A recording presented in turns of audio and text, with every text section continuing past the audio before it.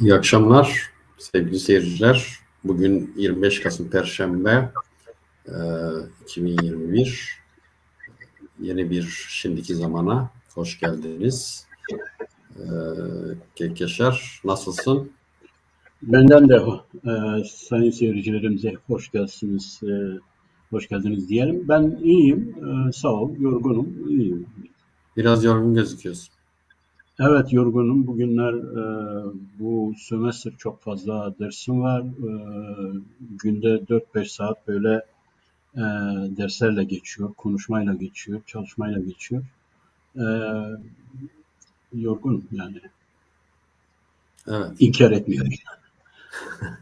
Ama seni gördükçe işte programımıza başladığı zaman ve seyircilerimiz de bize destek sunduğu zaman yeniden bir şey geliyor bize yani bir refresh oluyoruz yani.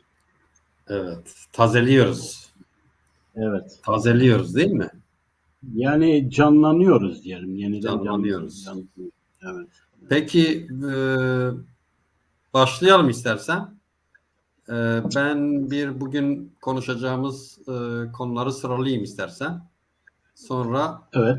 seninle konuşmadık. Hangi sırada devam edelim? Ben bir sıralama yapayım. Sen bilirsin, Sonra fark bakalım. etmez.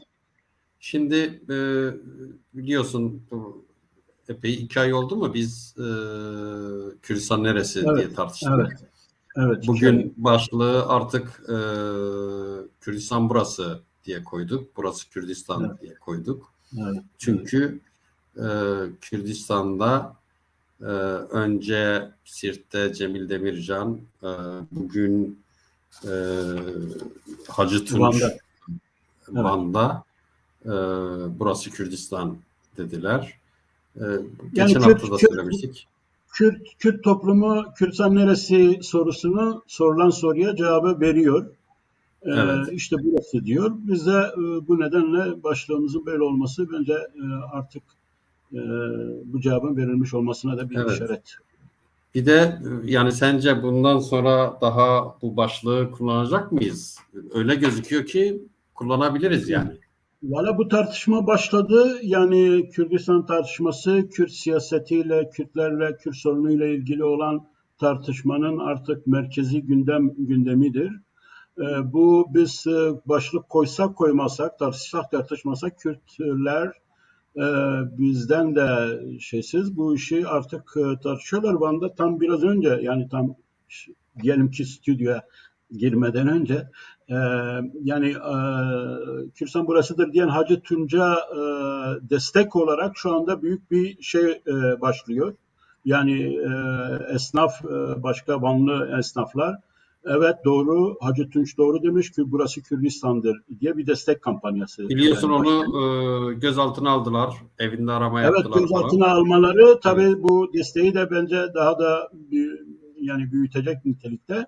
Biz bu programları tabii ki yapmak zorundayız. Özellikle geçen hafta da belirttiğimiz gibi, üzerinde durduğumuz gibi bu işin hukuki yanının o hukuki yanı konusunda insanlarımızın, kamuoyumuzun bilinçlenmesinin çok büyük bir önemi var. E, Yani korkulacak bir şey yoktur e, terörle ilişkilenmekten daha şey değildir. Yani daha korkunç bir durum yoktur. Kürdistan kavramının, Kürdistan ifadesinin kullanılmasının Gayet meşrudur. Meşru bir toplumsal bir şeydir. kabul görmesi bizim geleceğimizdir. Yani bizim siyasi açıdan, kültürel açıdan kendi kimliğimizi geliştirmemiz ve doğru bir şekilde sunmamız, olduğumuz gibi sunmamız, kendimizi tasavvur ettiğimiz ve olmasını istediğimiz şekilde sunmamız için Kürdistan ifadesi, Kürdistan opsiyonu olmazsa olmaz bir meseledir. Çünkü biz başka bir kavramla eşyanın tabiatına aykırı bir isimle kendimizi isimlendirerek farklı farklı palyaço isimler kendimize bularak biz kendi kimliğimizi dünyaya olduğumuz gibi tanıtamayız. Kürt siyasetinin önünü de açacak. Hele hele Kürdistani partilerin önünü açacak olan şey de sosyolojik imkan da Kürdistan ifadesinin toplumsal kabul görmesidir. Çünkü toplumsal kabul görmediğin bir yerde sen bir PAK'lı olarak, bir KDP'li olarak, bir Kürdistan Sosyalist Partili olarak kendini açık bir şekilde bundan onur duyarak, gurur duyarak ben Kürdistan Özgürlük Partisi'nin üyesiyim ya da sempatizanıyım diyemeyeceğin bir yerde bu partilerin de bir gelişme perspektifi elde etmesi zordur. Yani imkansız gibidir. Evet, yani isminden dolayı tabii insanların biraz çekinceleri, şeyleri, ya biraz çekinik kalmaları İsminden söz dolayı parti konusuydu. teşkilatını açamadığın yerler olabilir. Yani Evet. Evet, evet, yani biliyorsun İzmir'de Kürdistan Özgürlük Partisi tabelasından dolayı mesela Kürdistan Sosyalist Partisi tabelasından Sosyalist dolayı Partisi, evet. saldırıldı. E, Evet. Faşistler tarafından saldırı organize edildi. Saldırıldı geçen sene. Evet, bu bütün E, Kürdistanlıların sorunudur. Bu Kürdistan Özgürlük Partisi'nin, Kürdistan Sosyalist Partisi'nin, Kürdistan Demokrat Partisi'nin başta ama sadece onların değil, bütün Kürdistanlıların sorunudur. Bu işe sahip çıktığımız zaman Kürdistan ifadesini kullanmanın normal bir hale geldiği, oturduğu bir yerde e, bence Kürt sorunu da Türkler içinde de, Türk siyasetinde de daha doğru bir minvalde tartışılmaya Daha rahat başlayacaktır. da tartışılır, daha rahat da konuşulur. Böyle Ezot Evet, dili kullanmazsın, başka bir şey evet, demezsin. Elmaya armut demezsin. Yani farklı yanlış şeylerle yanlış şeyler konuşursun. Dolayısıyla şey yerli yerine oturur. Yani tartışmanın içeriği de yerli yerine oturur. Değil evet. mi? Evet, Normal yani biz şöyle bir insan yeri kültürdeyiz. konuşur. Yani biz tasavvufi bir kültürümüz istesek istemesek var ve toplumda da var. Tasavvufi kültürde yani isimler önemli değil, ona yükleyeceğin manalar önemlidir. Yani sembolik olarak sen herhangi bir ismi alıp işte ya bu önemli değil. Yani buna yani ben şarap derim ama şaraptan ben buradan ilahi bir ilhamı anlarım gibi şeyler olur. Ama yani realist, rasyonel bir kültürde sen eşyayı ismiyle çağırmak zorundasın. Yani toplumsal kabul görecek şeyde benimle senin ortak bir isme aynı anlam vermemizdir. Yoksa konuşma diye, iletişim diye, komünikasyon diye bir olay olamaz. Yani biz eğer konuştuğumuz şeye aynı anlamı vermiyorsak, aynı şeyi Evet, anlamıyorsak. Bu da böyledir. evet, evet. Şimdi mesela şu anda Türkiye'de kelimelerle anlamlar ve hakikat arasında korkunç bir kriz var. Olağanüstü bir kriz var. Şizofrenik bir kriz var diyebilirim. Yani işte mesela düşün ki e, dünyevi bir parti, laik bir parti, şimdi geleceğiz o konuya, CHP gibi laik bir parti demokrasi, demokratlık, hak, yargılama, sorgulama bir meselesini helalleşme gibi bir kavramla anlatmaya çalışıyor. Evet. Yani yani Peki geleceğiz buna. evet, Geleceğiz buna. geleceğiz. Yani burada Şöyle yapalım. demek istediğim yani bu kelimelerle anlam ve hakikat arasındaki kriz tamamen total bir mantalite haline gelmiş Evet, evet. durumda. Yani şeyden bu yana böyle Cumhuriyet'in kuruluşundan bu yana ulus devlet retoriği, ulus devlet oluşturma istemi e, ama yani bir ulus varsa üzerine hani devleti şey yaparsın. Öyle bir realite yoktu. Öyle bir topluluk çok şeydi. Çok dar bir alandaydı. Bir geleneksel şeye tarihsel arka plana da dayanmıyordu. Dolayısıyla o baştan e, çatı yerde, duvarlar havada gibi bir şey oldu ve bu sürdürülüyor ama görüyoruz ki aslında çok da sürdürülebilir bir şey değil yani. O var bir de yani bunun bir böyle sosyolojik bir fenomen haline gelmesinde iki farklı şey de var. Birisi ideolojik Yakobenizmdir. Yani ben istediğim her şeyi yaparım. Yani işte milliyetçilik yaparım, komünistlik yaparım. İşte bunun içinde milliyetçiliği geliştirebilirim. Bu işin bir yanı yani ideolojik dayatıcı Yakobenizm yani iradecilik ben her şeyi yaparım şeyi faktörü. Diğeri de popülizmdir. Yani şu anda özellikle yani halk içinde gündelik yaşamda insanlar içinde kabul gören bir şey Yani sahte bir şey de olsa politika hemen oraya el atıyor ve oradan yararlanmaya çalışıyor. İşte helalleşme biliyorsun işte neyse o konuya geçtiğimizde bu Peki. konuları şey yapayım. Ben Biz hep oraya bir gidiyorum. rejimiz bu Mustafa Sarıgül'le Hacı Tunç arasındaki diyaloğu gösteren videoyu koysun.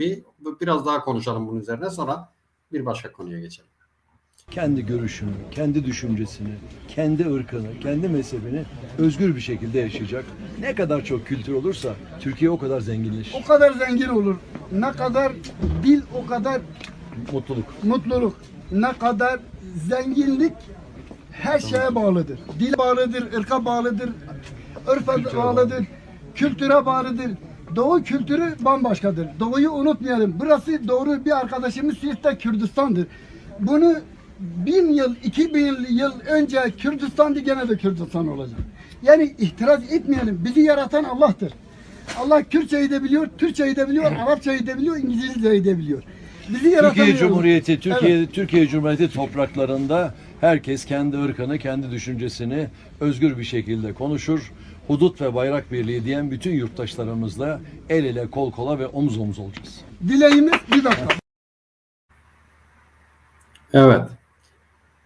Ee, Daha durum gösteriyor ki Türk liderler biraz da şaşkınlar, değil mi? Yani eskiden biraz Çok daha böyle Çok şaşkınlar ve tabii ki orada bir krizde yani ne dese şimdi evet onaylasa tamamen onaylasa kendi ideolojik şeyine şeydir mahallesine gittiği zaman orada aforoz edilecek.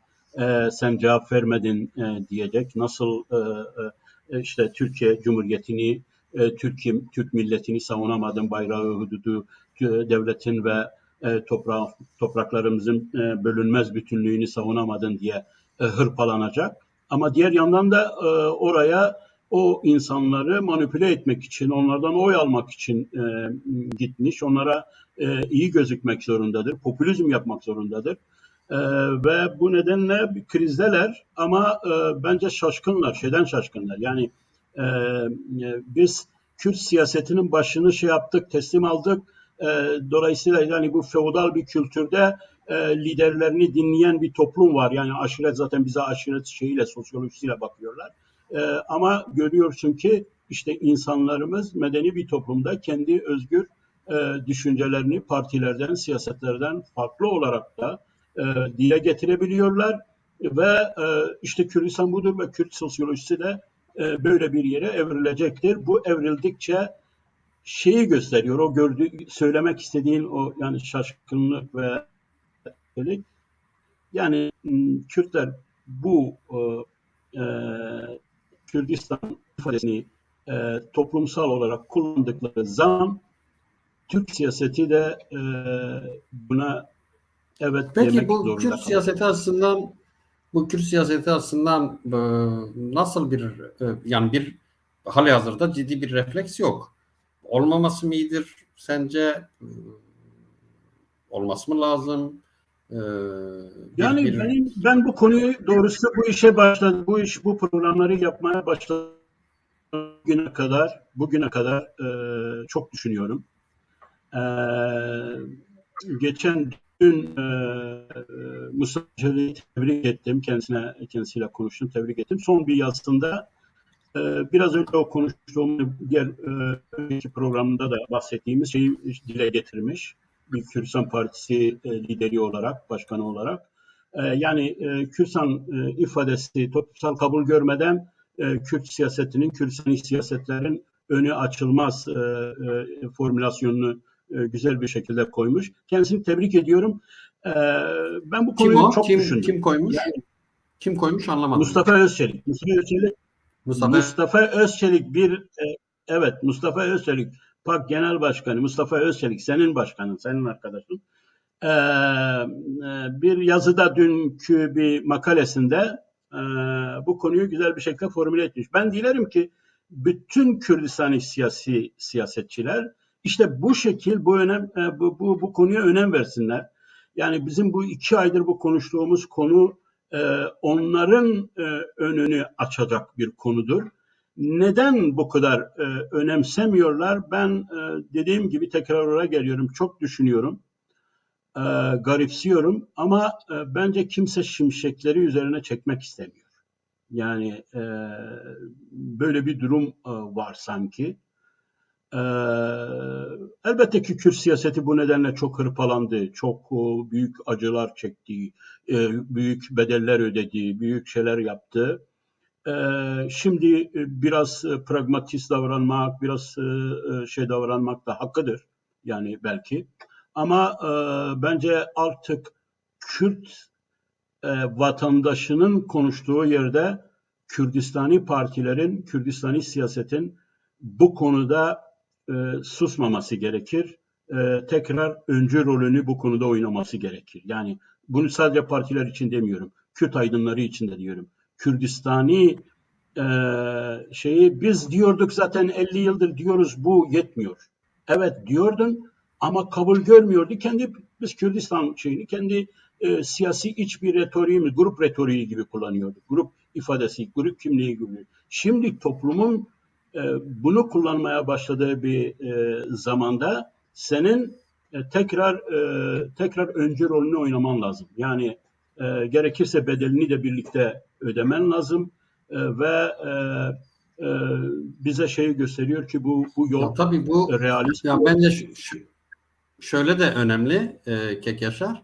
Şimdi aslında Kürt hareketinde ana akım hareket diyebileceğimiz ya da yani bu HDP geleneği, PKK, anti yani Kürt siyasi hareketinin oluşturduğu referansları son 10 yıldır biraz çöpe atmaya başladılar yani. Hani Biraz mı? Kürdistan Biraz mı? çöpe Çok, atmaya çok. başladılar. Yani Evet, evet. Kürdistan kavramından uzaklaşıyorlar. İsimleri mesela diyelim ki Rojava hadi neyse yani Güneybatı Kürdistan'a Rojava dediler, sonra vazgeçtiler. Kuzeydoğu Suriye demeye başladılar. Böyle bir dönemde de aslında bu tavrın gelişmesi ciddi bir şeye de işaret ediyor. Yani ciddi bir anti kolonyal bir duruş ya böyle bir duruşu besleyebilir ve geliştirebilir. Aslında siyasi hareket açısından da yani Kürdistan'ın siyasi hareket açısından da bir şeydir, bir çıkış kapısı gibidir yani. Onun için değerlendirmeleri gerekir aslında yani. Değil mi? Yani ana akım mainstream akımı kastediyorsan orada bir popülist damar var. Ben o popülist damara biraz güveniyorum. Yani popülist damar şöyle bir şeydir. Yani aslında şimdi onlara sorsan onlar bu 10 yıllık paradigma değişimini de aslında işin sosyolojisiyle izah etmeye çalıştılar. Yani işte halkımız ya bu kadar maksimalist kimlik şeyleriyle öne çıkmak istemiyor. İnsanlarımız asimile olmuş, Türkiye'lilik var. İşte insanlarımızın, nüfusumuzun büyük bir bölümü artık Türkiye'de yaşıyor, Türkiye'li. Yani bizim böyle bir siyaseti, Türkiye'lileşme gibi bir siyaseti önümüze koymamızın bir rasyonalitesi var gibi. Yani hani sosyolojisi var, karşılığı var gibi şey etmeye çalıştılar. Yani bunu popülistçe geliştirmiş bir durum olduğunu izah edenler var. Şimdi de Kürdistanilik yükseldiği zaman açıktan insanlar Kürdistan kimliğine, Kürdistani kimliğe şey ettikleri zaman bence o popülist damar tekrar bir refleks gösterecektir. Yani yok efendim biz bunu zaten buyuz, zaten şeyimiz budur ama şöyle bir durum var. Seydar madem bu konuyu açtın, esas bu konunun çok ciddi bir tarafı var. Biz bunu şimdiye kadar konuşmadık. Yani bu işin ciddi tarafı şudur. Şimdi Kürtler zaten yakalanan işte Kürdistan ifadesini kullananlar da terör örgütüyle bağlamlı olarak yargılandı. Hani geçen programda da konuştuk. Yargılanma bunun üzerinden olabiliyor. Yani Kürdistan kavramını kullanmaktan sonra ziyade Kürdistan kavramını terör örgütüyle ilişkilendirme üzerinden Terörle ilişkilendiriyor. Evet sen işte PKK'nın düşüncelerini mi şey yapıyorsun falan filan yani anlamında. Şimdi bu terör Ya tabii biliyorsun damgası. şimdi PAK'ın lideri, PSK'nın lideri PKK'lı olmakla yargılanıyor. Yani. Yani PKK'ya yardım evet, yataklıktan sen yargılanıyor. bizim mahkemelerimizi de biliyorsun, bizim durumumuzu Evet. da biliyorsun şeyden, İzmir'den aynı şey. Adam çok açık söyleyeyim. Yani ben kendi üzerime konuşmak burada istemiyorum ama e, orada araştırmayı yürüten, soruşturmayı yürüten e, polis memuru bana çok açık söyledi. Yani gösterdiği her şeyi, hocam dedi, sizi biliyoruz, yaptıklarınızı biliyoruz. İşte akademik çalışmalar, konferanslar, şunlar, bunlar falan. Peki dedi, biz sizi yargılamak işte Kürdistan şeyini kullanıyorsunuz. Biz sizi yargılamak istesek iki yolumuz var. Ya sizi ayrı bir terörist örgüt diye şey yapacağız. Yani böyle bir şebeke olduğunuzu, böyle bir örgüt olduğunuzu şey yapacağız. Ya da sizi bunlara bağlayacağız. En iyisi bunlara bağlamaktır çünkü kabul görmüşler. Yani işlerini açık bir şekilde söylüyor. İşlerine gelen bu. Bu konu, işin bu yanını ne yazık ki biz şimdiye kadar hiç tartışamadık. Yani bu terörist damgasını Kürt siyaseti bunun altında eziliyor, Kürt toplumu. Kürt insanı bunun altında eziliyor, bu damganın altında eziliyor. Biz kendimizin terörist olmadığını, hareketimizin terörist olmadığını, Kürt siyasetinin terörist olmadığını göstermek için, gerek içte, gerek dışta, gerek Avrupa'ya, uluslararası şeye göstermek için herhangi bir çabamız yok. Yani özellikle de terörist damgasını yiyen hareketin böyle bir damgası yok. Bak Seyda, bunu neden söylüyorum? Çünkü bir yere geleceğim bu konuda. Sen uluslararası hukuku bilirsin. Uluslararası ahlak, insani ahlak humanizmi de bilirsin. İnsanın öldürülmesi ve ölmesi, kendisini feda etmesi bugünkü dünyamızda hala tek bir sebeple meşru görülebiliyor. Bu ne için, ne sebeptir? Bu vatan için can verme, vatan için ölüp öldürme. Uluslararası hukukta, humanist ahlak da bütün şeyde bunu sadece insanın ölümünü sadece bu hukuk üzerinden görebiliyor, meşru görebiliyor. Bunun dışında olan her şeyi hemen hemen terörizmle özdeş görüyor. Mesut Barzani bundan birkaç yıl önce çok güzel bir şey söylemişti. Demişti ki Peşmerge'nin ölümü sadece Kürdistan'ın savunulması ve Kürdistan'ın korunması için olabilir. Ben Peşmerge'yi başka bir şey için öldürtmem. Yani Peşmerge'yi başka bir şey için feda etmem. Bu çok önemli bir olaydır. Buradan nereye gelmek istiyorum? Şimdi bizim 40 yıldır on binlerce gencimiz, kızımız kendisini feda etti, öldü. Şehit diyoruz. Ama yani o hareket adına öldükleri hareket bile bugün onların anısını yaşatamıyor, hatta onlara sahip çıkamıyor. Normal insanlar onlara sahip bile çıkamıyorlar. Neden sahip çıkamıyorlar? Neden bu terör damgası gittikçe üzerimizde daha da ağırlaşıyor ve daha da bizi kanımızı emen bir duruma geliyor. Enerjimizi tüketen bir duruma geliyor. Kendimizi savunamaz duruma sokan bir duruma geliyor. Bunun tek sebebi var.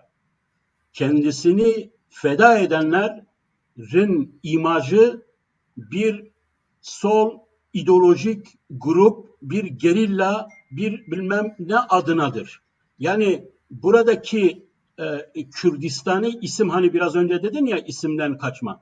Yani buradaki o söz, yani Kürdistan için giden o gençlerin, aslında Kürdistan için giden bir gençlerin, yoksa dünyada hiçbir ideolojik grup, hiçbir ideolojik partizan hareketi 40 yıl boyunca bu kadar şey alamaz.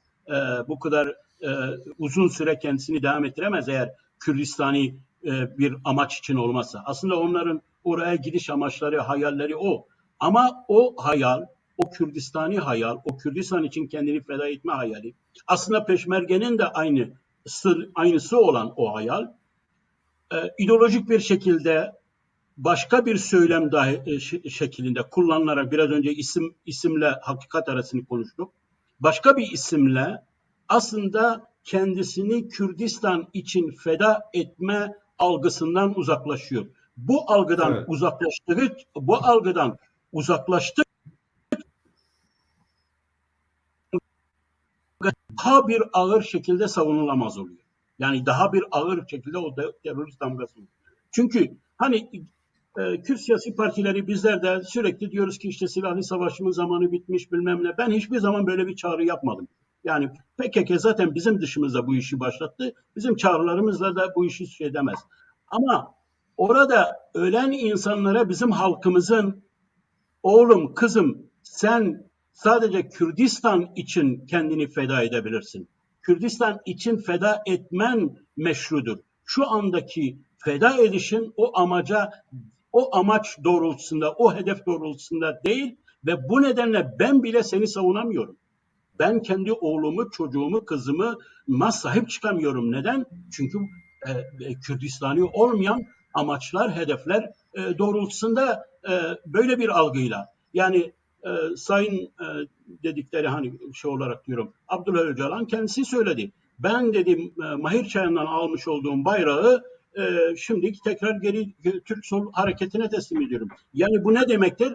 40 bin, 50 bin insanımız, gencimiz, kızımız Kürdistan hayaliyle Kürdistan'ı kurmak için, Kürdistan'ın özgürlüğü, Kürdistan'ı savunmak için giden insanlar, kendisini şehit eden insanlar Kürdistan şehidi değil, Kürdistan şehidi algısıyla değil, ne algısıyla? İdeolojik bir grubun, ideolojik bir hedefin, sınıfsal bir hedefin, gerilla ismiyle var olan bir hedefin ve Kürdistan'ı ortadan kaldıran, Kürdistan ismini ortadan kaldıran bir hedef için gidiyor ve bu ölümde savunulamaz oluyor. Evet. Ölümde savunulamaz. Peki. Çünkü hem uluslararası hukukta hem insani humanist ahlakta, etikte ölümün meşruiyeti, öldürmenin meşruiyeti sadece vatan savunması, vatan bilinciyle güçlendirildiği zaman, bu algıyla olduğu zaman, bu felsefeyle olduğu zaman meşrudur, normaldir, etiktir, hukuksaldır. Bunun dışında olan şeyi savunabilmek çok zordur. Başka programlarda bu terörist damgası meselesini... Evet. Bunu ayrı konuşmak lazım. Yani evet, daha farklı bir konu. Daha da derin belki konuşulması gereken bir konu. Aynen.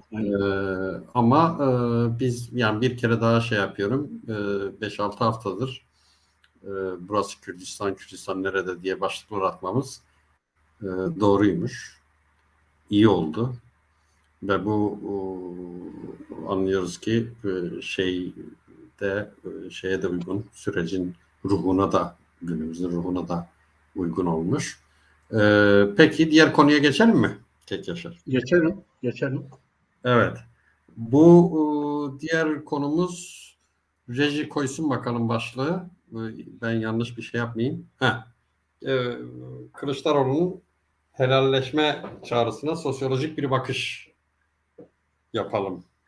Madem sosyoloğumuz. Evet. Sanıyorum temel derdin modernizmin kavramlarını, modernizmin ürettiği, günümüz dünyasında ürettiği kavramları Türk siyasetçiler bir takım muhafazakar şeylerle açıklıyorlar ya da dinsel göndermelerle açıklıyorlar. İtirazın buna mı?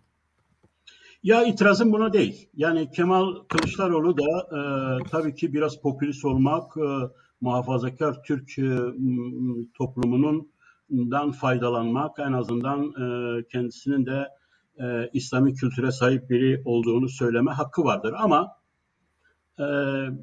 bu tabii bu helallik isteme, helalleşme meselesi sadece Kemal Kılıçdaroğlu'yla ilgili bir sorun değil. Bu meseleyi bildiğin gibi AK Parti siyasete taşıdı. Bundan birkaç yıl önce Recep Tayyip Erdoğan dedi yani işte sizlere büyük acılar yaşattık, ekonomik çıkmazlar, Dersimle sorunlar ilgili değil mi? yaşattık, açlık var, pahalılık var, şey var. Hakkınızı helal edin dedi. Hı hı. Yani hakkınızı helal edin meselesine ben şöyle bir bakış açısı getirmek istiyorum. Gerçekten bu konu Kemal Kılıçdaroğlu meselesinden önce de üzerinde düşündüğüm bir kavramdır. Çünkü bu kavram siyasete taşınmadan önce gündelik yaşamda özellikle halk arasında Türk toplumunun ve Kürt toplumunun da bir adalet mantalitesi, mizaçı, adalet anlayışının ne kadar yansıtıyor, ifade ediyor, bundan ne kadar etkili oluyor adalet anlayışında. Bu bağlamda ben bu kavram üzerine düşünmüşüm. Şimdi sen İzmir'de yaşıyorsun. Yani ilişkin olduğu her şeyde, durumda böyle bu kavramla karşılaşıyorsun. İşte biniyorsun diyelim ki Bornova'dan Karşıyaka'ya taksiye veriyorsun 100 lira taksiciye. Üstü kalıyor. Yani ne kadar kalıyor? 15 lira kalıyor, 20 lira kalıyor. Ya diyor cebimde yok falan. Sen diyorsun neyse sorun değil diyorsun. O da diyor hakkını helal et diyor. Helal et bana yani bu üstü bana kaldı helal et. Yani bir hak yemeyi bir anlamda Meşrulaştırma. meşrulaştırıcı bir gündelik yaşamda meşrulaştırıcı bir sosyolojiye büründü bu helalleşme. Bir retorik haline dönüşüyor. Bu Meşrulaştıran bir işte retorik. bu söylem yani bu helalleşme söylemi aslında adaleti sağlama anlayışıyla başlıyor ama aslında bir adaletsizliği tahkim ve kabullenme yani onu hoş görme, adaletsizliği hoş görme gibi bir şeye bürünüyor. Şimdi İslami teolojide ya da İslami fıkıhta Ama bu hakkını gerçekten helal et toplumsal ilişkilerde güzel bir şey değil mi? Güzel bir yanı yok mu? oraya geleceğim. Zaten Ortalama işte toplumsal ilişkilerde. zaten kullanılan suistimal edilen yanı onun işte o güzel oluşudur. Ama yani bu güzel yanı şimdi sen benden helallik yani işte mesela geçen gün diyelim bana benim hakkımı yedin. Bana az söz hakkı verdin. Diyelim ki sen bana diyorsun ki ya Yaşar Hakkını helal. özür dilerim geçen gün senin hakkını yedim. Hakkını helal et. Şimdi buradan Güzel bir beklenilecek şey. benden de büyüklük, benden de hani bu hukuka, bu ahlaki şeye göre büyüklük benden de tabii ki helal hoşun olsun sorun değil ya falan deyip bunu etmek. Bu mahzun görülecek bir durum. Yani bu bir şey. Ama bunun artık gündelik yaşamda toplumsal bir rasyonaliteye bürünmesi artık hak ve kul hakkı, hak yeme meselesini total bir şekilde meşrulaştırıcı bir rol oynamaya başlıyor. Böyle bir sosyolojik etkisi var. Şimdi peki neden böyle bir rol oynuyor? Acaba bunun İslami teolojiyle ve fıkıhla bir bağlantısı var mı? Fıkıhta yeri nedir? İslam'da yeri nedir? Çünkü İslami bir kavram. Yani helalleşme İslami bir kavram. Hatta şöyle açıklayayım neden İslami bir kavram? Şimdi İslam tefsircilerine göre, büyük İslam tefsircilerine göre mesela Buhari'ye göre Allah bütün günahları affedicidir. Yani bütün günahları affetme onun tasarrufundadır. Ama kul hakkı yenilen durumlarda Allah git hakkını yediğin o kuldan helallik iste, helallik al da gel. Yani burada aslında işin bu Huzuruma yanına öyle gel baksanız diyor yani. evet yani işin bu yanına baksanız gerçekten buradan bir adalet sağlam bir adalet üretilebilecek bir durumdur. Ama vurgunun kul hakkını tanzim et, yani Buhari'ye göre söylüyorum, yorumuna, bu tefsircilerin yorumuna göre söylüyorum. Kul hakkını tanzim et, yani kul hakkını öde, kulun o yemiş olduğun hakkı öde, yerine kuldan helallik al, sonra git, yani helallik al. O vurgunun o helallik almaya yapılmasıyla burada işin özü adaleti sağlamaktan ziyade o kuldan bağışlanmayı bekleme, o kuldan özürü bekleme, o kuldan yani helal etmeyi bekleme. Yani işte oldu, bitti, yaptık, artık ben sana genellikle yani o şeyi ödeyemem, senin hakkını yedim, şunu yaptım, bir haramzadeyim, bilmem neyim ve senden şu bekleniyor. Yani burada büyüklük bekleniyor. Burada çünkü o şeyi işlemek de sana bir sevap getiriyor. Hani senin onu bağışlaman İslami hukuka göre bir sevap getiriyor. Bu işin şeyinde, teolojisinde olan bir durum ve buradan işte toplum gündelik yaşamda bir adalet anlayışı geliştirmiş ve gerçekten bu kabul görmüş. Yani bu nerede gitsen her gün yani zaten helal mal, helal diskotek, helal müzik, helal yemek, haram bilmem ne. Yani bu tamamen toplumun bir şeyi haline gelmiş, bir fetişi haline gelmiş, bir ideal durum haline gelmiş. Siyaset böyle durumlara el atar. Siyaset böyle durumlara el atar ve siyaset Türk siyasetine, kolonyal Türk siyasetine, Kürdistan'ı yemiş haramzade kolonyal Türk siyasetine bulunmaz bir şeydir burası. Bu helalleşme retoriği söylemi. Bir tılsımdır. Buradan bir umut bekliyor yani. Buradan bir mucize bekliyor. Kürdistanlıların Kürdistan'ı yemiş o haramzade Türk devletine Kürdistan'ı bağışlamayı, bu suçu bağışlamayı bekliyorlar. Ne yapacaklar? İşte ya biz Şeyh Said'i idam ettik, ya kötü oldu, bilmem ne oldu. Seyit Rıza'yı idam ettik. Keşke olmasaydı. Keşke olmasaydı ama işte 20. yüzyıl zaten böyleydi. Uluslar da böyle inşa ediliyor. Devletler üzerimize çok büyük şeyler vardı. Biz de şöyle olduk. Bizi kandırdılar, yaptılar, ettiler. Gelin bunu unutalım. Siz bize helallik verin. Siz bize helallik verin. Biz de sizinle birlikte helallaşalım geçelim. Beklenen Ama efekt hudut ve bayrak birliğinde. Evet, beklenen yani bu helalleşme retoriğinden, bu helalleşme söyleminden beklenen etki, beklenen efekt budur. Bunun dışında hiçbir şey değildir. Bunu bütün Kürtlerin bunu görmesi, Kürt siyasetinin özellikle bunu görmesi lazım. Ben Kürt siyasetini anlıyorum, Kürtleri anlıyorum. Yani adalet çağrışımı yapan her şeye balıklama atlıyoruz. Bizim böyle ihtiyacımız var. Adalete susamışız, adalet arıyoruz. Yani bu sosyolojiyi, bu psikolojiyi anlamak mümkündür. Ama buradan Kürtlere bir adalet çıkmaz. Buradan Kürt siyaseti buna bağlanmamalı. Bu söylem Kürtleri manipüle edecek, Kürtlerin yenilen Kürdistan hakkını, o 100 yıllık acıyı unutturacak ve yeniden sömürgeciliği üretecek bir retoriktir. Evet. Samimi olan, helalleşmede samimi olan söze helalleşmekten başlamaz. Söze yemiş olduğu kul hakkı, yemiş olduğu Kürdistan'ı geri vermek, onu tanzim etmekle başlar. Kürtçe çocukların bugün doğru dürüst konuşamamasından, eğitiminden, şundan başlar. Kürtlerin hakkını verir, ondan sonra gelir Kürt'ten gelin helalleşelim, bizi helal et, hakkınızı helal edin. Çünkü Tanrı'nın huzuruna, Allah'ın huzuruna başka türlü çıkamam.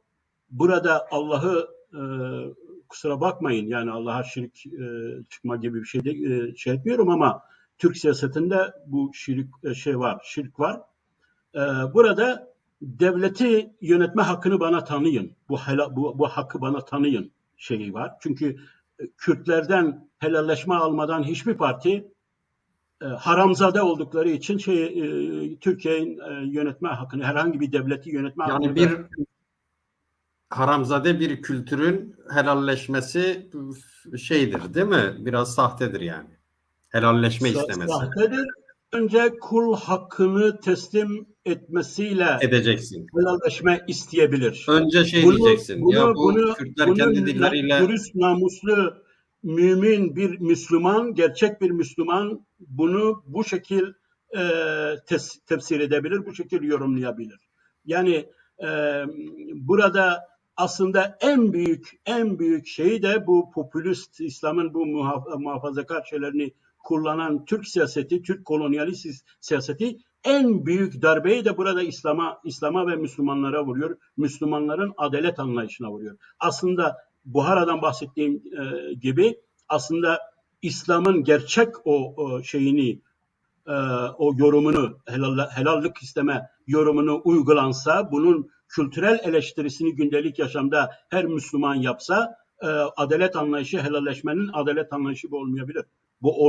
Bu şekil olmayabilir.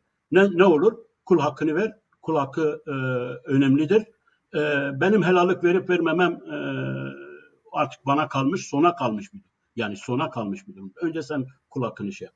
Yani ya tabii bu konuda Kürt siyasetinin biraz eksikliği var. Mesela Kürt siyaseti ortak bir şeyle, ortak bir güncel programla durabilse, her durumda, her böyle durumda alın kardeşim önce bunları yapın dese, yani helalleşme mi istiyorsun? Önce şimdi şunları çöz. onu diyen Kürt siyasetçileri var. Bak onu diyen Kürt siyasetçileri var ama nasıl diyor?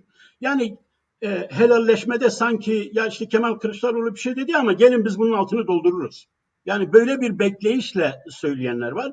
Bence bu yanlış bir politikadır. Yanlış, çok rasyonel olmayan bir politikadır. Çünkü helalleşmeden iki nedenden dolayı biz buna bağlanmadık. Birisi helalleşmeden bu şekil hak ve özgürlüklerin yenilen Kürdistan hakkımızın, Kürt ve Kürdistani hakkımızın geri verilmesi gibi bir şey çıkmaz.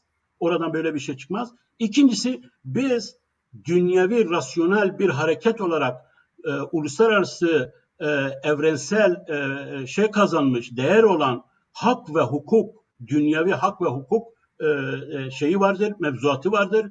Biz bu hukuk ve siyaset üzerinden ancak kendi haklarımızı alabiliriz. Burada gündelik yaşamda şey almış, yani bir adaletsizlik meşruiyeti rejimi oluşturmuş bu helalleşme söylemi üzerinden hiçbir şey elde edemeyiz. Bence Kürt siyasetinin aman bu kavrama sarılmaması lazım. Buradan adalet çıkmaz. Evet. Akıl da çıkmaz. Yani akıllı bir şey de çıkmaz. Değil mi? Akıl. Yani Müslümanlar yani bu kavramı kullanmada gerçekten samimi davransaydılar, bizzat kendileri yedikleri hakların, kul haklarının meşrulaştırılması için suistimal ederek bunu bu hale getirmeselerdi bu söylemi, eleştirel bir Müslüman kültür olsaydı, kültürel eleştirici bir Müslüman kültürü olsaydı, işte dediğim gibi ben daha Buhari gibi onlarca adalet timsali İslami şeylerden bahsedebilirim, teorisyenlerden bahsedebilirim, ya daha ziyade tefsircilerden.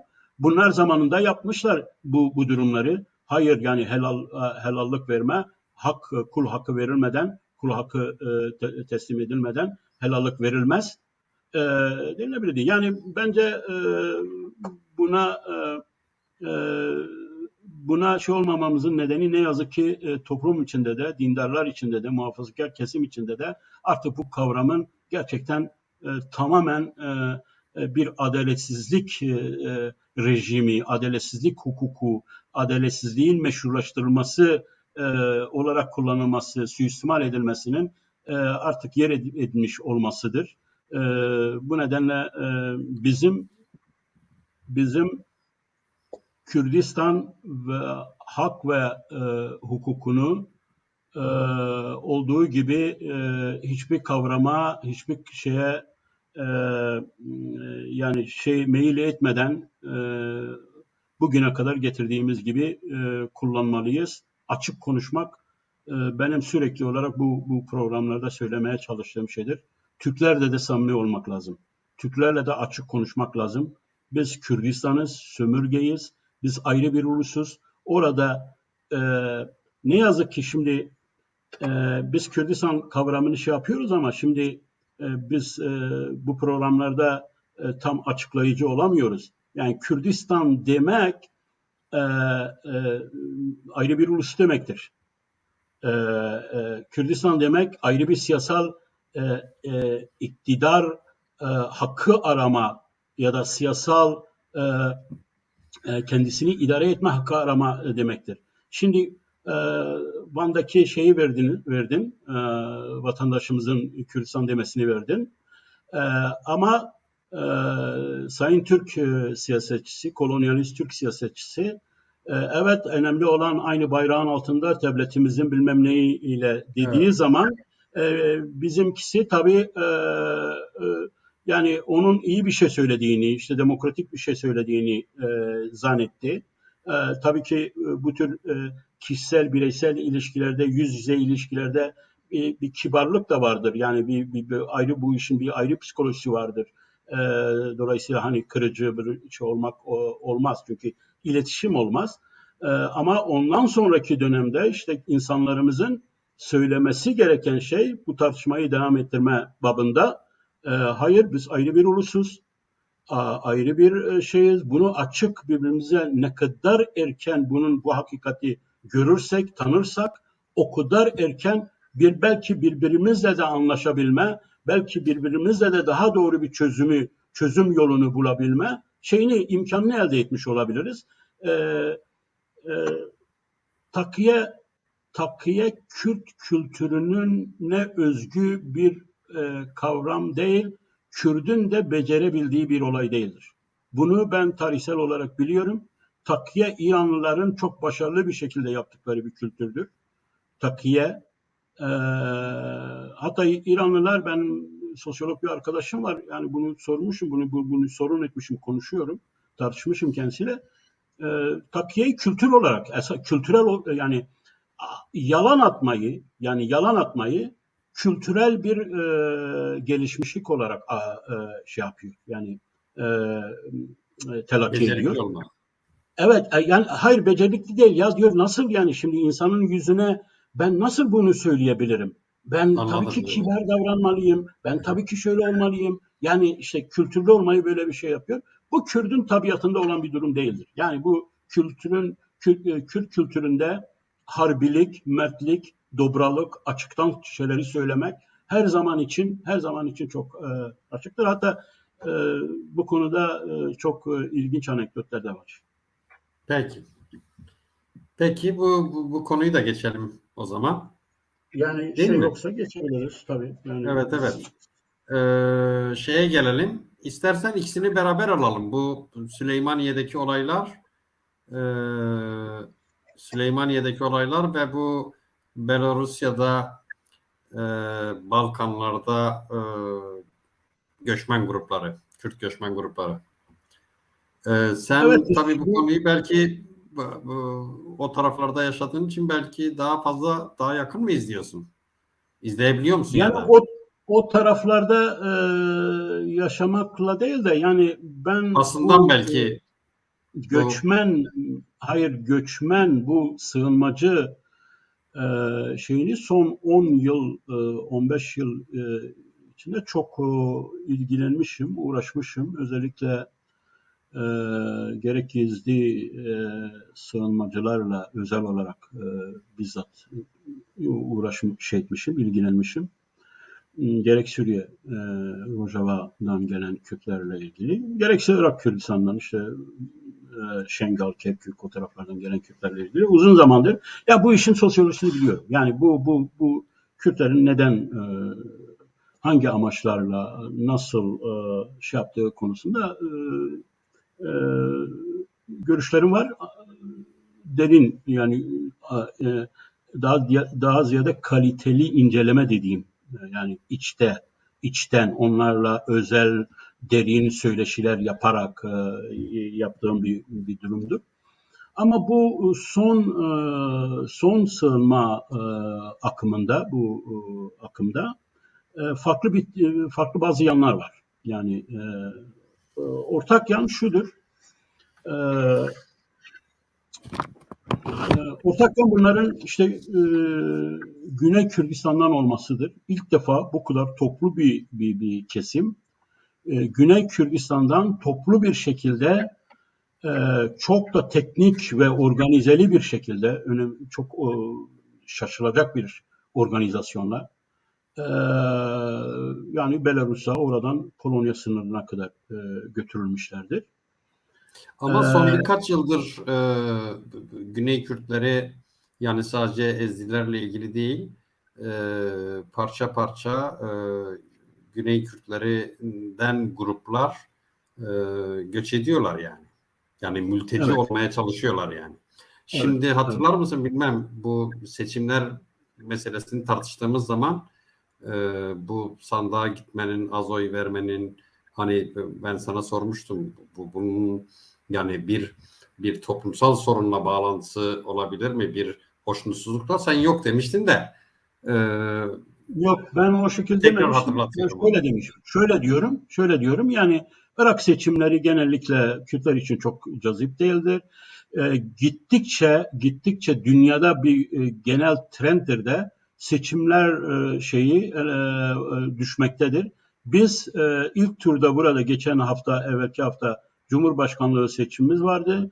Biz Cumhurbaşkanı aslında seçilmesine rağmen %51 oran alması lazım. İlk turda alamadığı için o oranda insan gidip seçime etmediği için ikinci tura kaldılar. İkinci turda %30'luk bir katılımla dünya trendidir.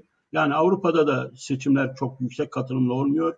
Türkiye'yi bilmiyorum ama yani Türkiye Hayır, şimdi Türkiye'de çok yüksek. Türkiye'de çok şimdi yüksek yani. izlememiz lazım. Tabii politizasyon çok yüksektir. Ama Evet. güneyde tabii genel bu trendin dışında Irak olması ve Kürt siyasetinden de hoşnutsuzluğun bunda etkisi vardır. Bir de şunu eklemiştim. Ekonomik sorunlar.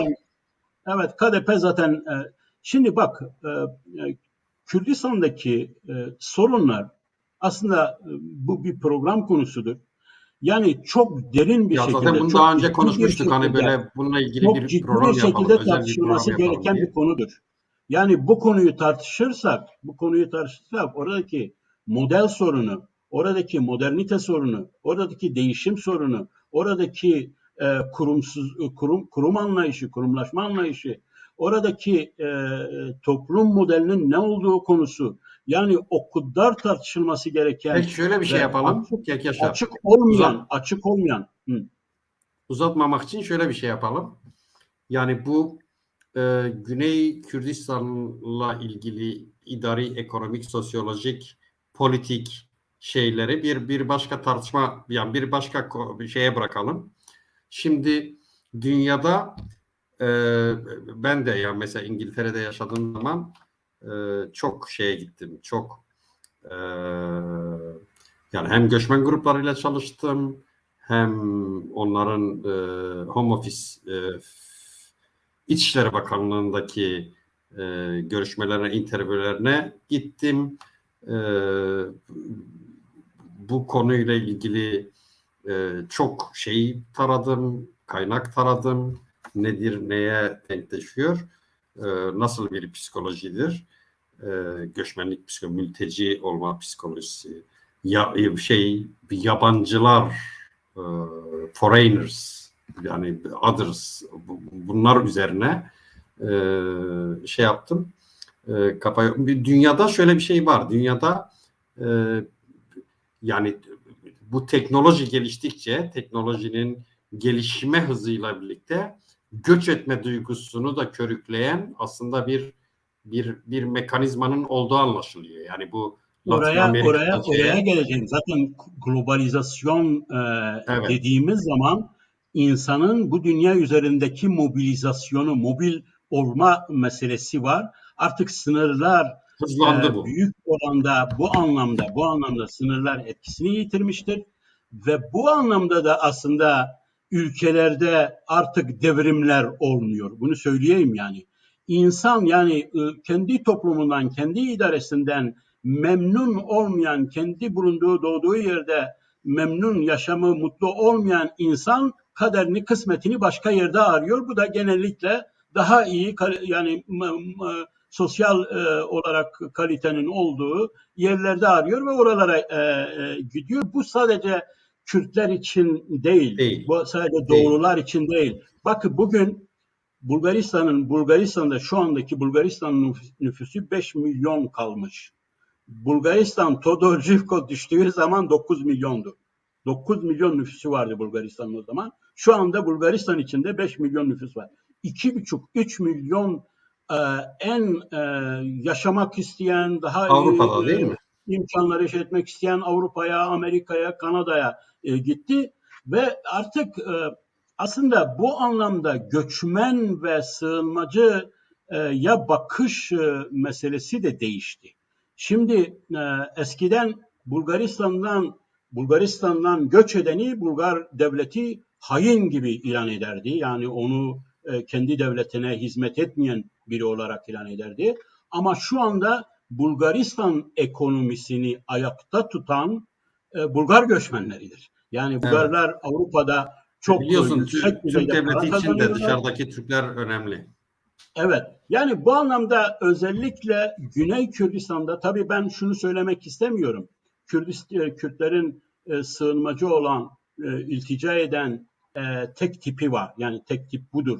Güney Kürdistan'da bile tek tip bu değildir. Yani Güney Kürdistan'da bile çok sayıda, söyleyeyim bunu, sen bunu duymak istersin. Çok sayıda gazeteci, entelektüel, yazar, insan gelmiş burada, ben kendilerine yardımcı olmuşum. Adamın çıkış amacı özgürlüğümü kullanamıyorum. İstediğimi yazamıyorum. Yazdığımda başıma şu geliyor olayları vardır. Ama bu gerçekten çok bütün bu Genel bir durum değil. Tekil bir durum. genel bir durum değil.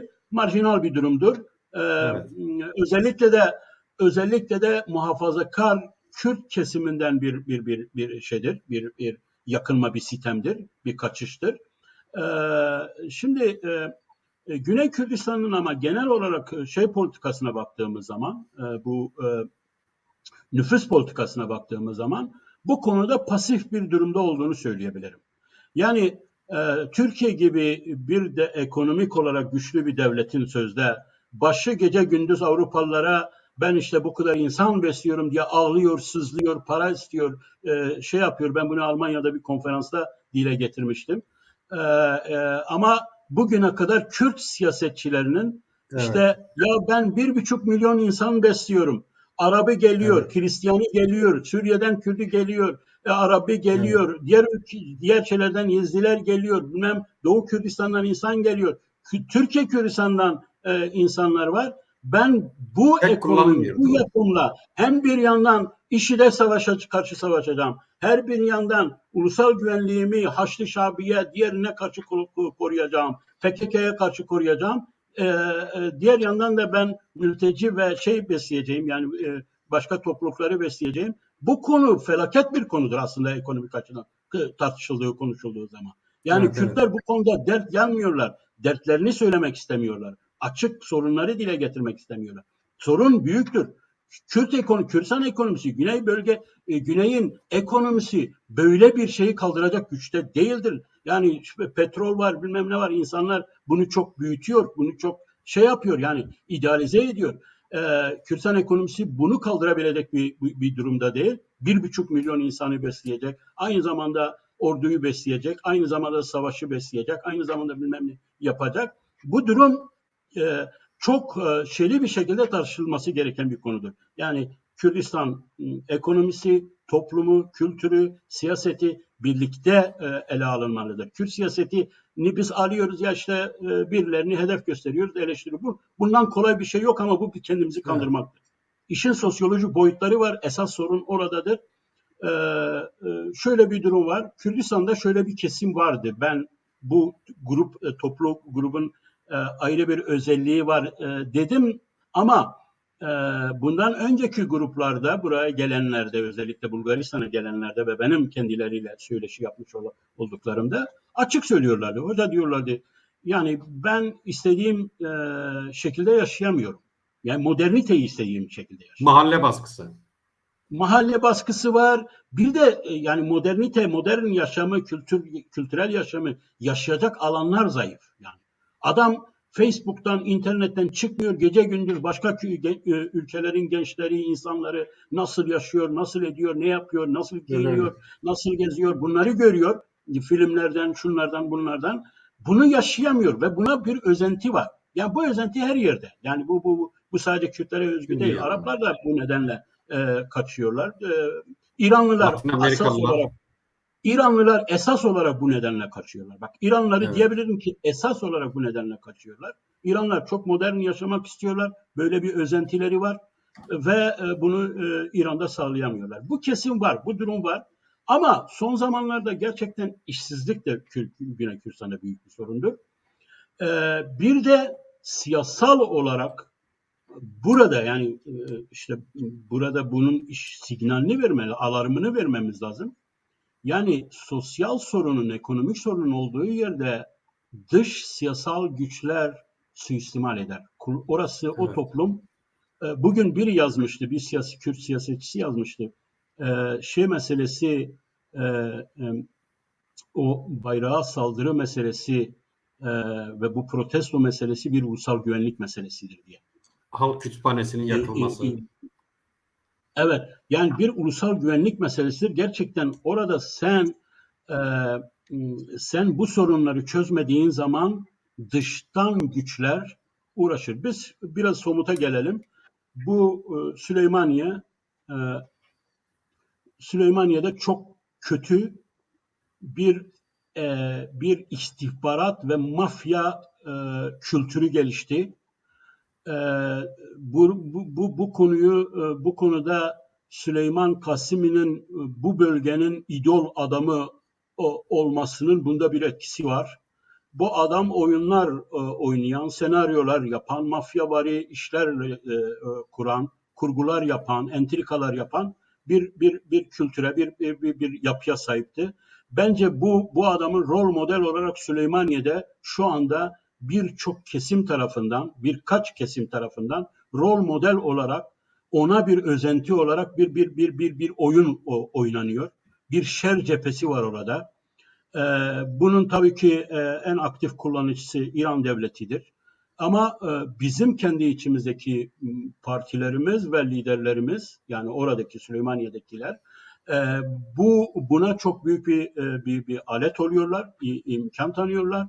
Yani düşün, bundan birkaç ay evvel Mullah Bahtiyar'ın zehirlenmesi olayı. Pavel Talaban'ın zehirlenmesi. Birbirlerine karşı böyle mafyavari, böyle eski istihbarat CIA'nın bilmem ne oyunları artık gündelik pratik haline gelmiş. Şimdi dünkü o bayrak olayında da şimdi insan düşünüyor. Yani bu bir tertip midir? Yani oradaki öğrenciler normal bir şekilde haklarını istiyorlar, protesto ediyorlar. Bu çok güzel bir şeydir, çok Ki sosyal bu medeni bir haklarıdır. şey. Çünkü Evet, bursları kesilmiş. tabii bursları kesilmiş. Keşke bütün toplum bu şekil kendisini ifade etse, sorunlarını dile getirse, Kürt toplumu konuşsa, Kürt insanları konuşsa, dertlerini söylese. Bence bu Kürt siyasetine de yaratıcı, yapıcı bir şekilde etkisi olacak. Yani toplumlar böyle ilerlemişler. Yani bugün gördüğümüz modern Avrupa toplumları da bu şekil, bu protestolarla toplumların konuşması, toplumun zümrelerinin kendi dertlerini, kendi sorunlarını dile getirmesi ve dayatmasıyla toplumsal baskı oluşturmasıyla olmuş. Demokrasi böyle bir şey. Demokrasi kültürü böyle bir şey. Ama burada suistimal edilen bir durum var. Yani bunları suistimal eden bir durum. Şimdi siyaset suistimal eder mi? Toplumsal şeyleri eder tabii ki. Biz de ediyoruz. Yani işte ekonomik sıkıntısı olana, şimdi ben bunu birazdan geliriz oraya. Yani evet, buna gerçi suistimal demiyorum ama yani Kürdistanlı'nın ekonomik krizinin nedeni Kürdistan'ın sömürge olmasıdır. Yani temel yapısal sosyolojik izahı budur. Şimdi biz bunu anti sömürgeci siyaset için elbette ki bu şekilde argümanlaştırırız. Şimdi Süleymaniye'deki işsizliği Kürt siyaseti bilmeli. Eğer sen orada ciddi önlemler almazsan bu başka siyasetler tarafından kullanılır. Bu normal bir durum. Siyaset böyle bir şey. Yani ille de burada da yani sadece düşmanlık görme de doğru değil. Ama Kürt siyasetinin Süleymaniye pratiğinde mafyavari bir kültürün siyaset kültürünün gelişmekte olduğunu, buna Yeneke'yi de dahil ederek söylüyorum. Goran'ı, Yeneke'yi, bu yeni Nüve hareketi nedir o? Yeni nesil hareketinin liderini de dahil ederek söylüyorum. Şeklahur Talabani'yi dahil ederek söylüyorum. Bunlar içinde böyle birbirlerine karşı çok bir şekilde, düşmanca bir şekilde sorunları kullanmış olma. Ama her şeye rağmen şunu söylemek zorundayız. Yani oyun ne olursa olsun, bu açıklamaları bir sosyolog olarak yaptım ama bir Kürt olarak şimdi yapmak istiyorum. O Kürt bayrağını bu şekil rencide Ama onunla eden... ilgili şöyle bir şey de var. Yani onun eski bir olay olduğu, şimdi provokatif amaçlı, provokasyon amaçlı şimdi sürüldüğü gibi bir şey de okudum ben Twitter'da. Ben onu söyleyemem ama belki yüzlerce paylaşım gördüm. Yüzlerce paylaşım bunu yeni bir olay olarak paylaşıyor. Evet, Partiler işte ben de o yeni bir olay olarak paylaşanın altında böyle bir şey gördüm yani. Onların şeylerine hayır baktım. yani Bilmiyorum. partiler yeni bir olay olarak tavır koyuyor. Evet, Kürt siyasetçileri Irak'ta Kürtse bunlar bilirler. Yani olay yerinde olanlar bilirler. Ve nihayet Erbil'deki öğrenciler kendilerini yaptılar onlardan. Yani mesafe öyleymiş. koydular. Ben sordum, Oradaki öğrencilere orada de yaşayan bir seslendiler. arkadaşa sordum. Bilgisi yoktu. Evet yani oradaki Süleymaniye'deki öğrencilere de bizim davamızı bu şekil haksız yapıyorsunuz. Bu Kürdistan'a karşı kullanılan bir durum olamaz. Kürt bayrağı hepimizin canı, kanı değeridir ve Kürt bayrağının burada suçu nedir? Yani öğrenci bu şekil hakkını mı elde edecek? Burada kullanıldığı çok açık. Biz sadece kim tarafından kullanıldığı, bu provokasyon kim tarafından yapıldığı konusunda sadece bazı şeylerimiz olabilir. Yani bazı hipotezlerimiz olabilir. Ben bunun burada Kürt mahkemesini, Kürt adaletini çağırmamız lazım. Yani Kürt adaleti mutlaka bunun sadece onu yapanlar değil. Onu yapmaya kim teşvik etti? Kim azmettirdi? Bunun mutlaka ortaya çıkarılması lazım. Çünkü bu bir siyasal bir çevredir. Mutlaka bir siyasal çevredir. Kürt bayrağının kimler tarafından kabul edilmediğini, hangi Kürt siyasetleri tarafından kabul edilmediğini sen tanırsın, bilirsin, tahmin edersin. Yani Kürt bayrağını kim ayakları altına alabilir? Ben mesela yeni nesil hareketinin bile, Şehrahur Talabani'nin bile böyle bir provokasyonu, o mafyavari kültürüne rağmen böyle bir provokasyonu yapmaya cesaret edebileceğini, yüreğinin el vereceğini, vicdanının el vereceğini tahmin etmiyorum. Ama Kürdistan bayrağını kullanmayanları, Kürdistan bayrağına karşı olanların hangi Kürt siyasetleri olduğunu biliyorsun. Evet. Peki. Yani şimdi burada şöyle prensip olarak şöyle karar alalım. Şuraya gelmek istiyorum ama bu göçmenler meselesinde şuraya gelmek istiyorum. Yani bunun işin bu boyutunun biraz farklı bir tarafı var. Yani Avrupa'yı ilgilendiren tarafı var, Türkiye'yi ilgilendiren tarafı var, Kürt diasporasını ilgilendiren tarafı var, uluslararası hukuku ilgilendiren tarafı var. Şimdi Avrupa Birliği ben biraz bunların önce hepsini dedim ya. tek tek anlatacak mısın yoksa? Yok sadece şunu söylemek istiyorum. Bu çok önemlidir. Bak bu çok önemlidir. Peki. Avrupa Birliği bunu demin söylediğim Almanya'daki o konferansta bahsetmiştim. Erdoğan'la bu göçmen sorununu çözebileceğini zannediyor. Yani Erdoğan işte göçmenlerin, doğudan gelen göçmenlerin, her yerden gelen göçmenlerin bendi olabilir. Biz Erdoğan'ı yaparsak, işte onu haraçla elde tutarsak göçmen sorununu çözebiliriz. Ben o Hayır, zaman zaten 10 yıldır tartışılan bir şeydi o. Kötü bir model olabileceğini. 10 yıldır tartışılan bir şeydi o. Ben daha yani İngiltere'deyken tartışılıyordu Avrupalılar. Diyorlardı ki Afrika'dan gelecekler için Fas'ı doğudan gelecekler için Türkiye'yi mülteci toplama merkezlerine dönüştürelim ve onlara belli bir şey ödeyelim, belli bir yıllık harcama ödeyelim ve onlar bizim oradaki kapılarımız, duvarlarımız olsunlar yani. Geçen sene, Tabii önceki sene Türkiye bunu imzaladı, PAS da imzaladı. Şimdi PAS mülteci toplama merkezidir. Türkiye mülteci toplama merkezidir.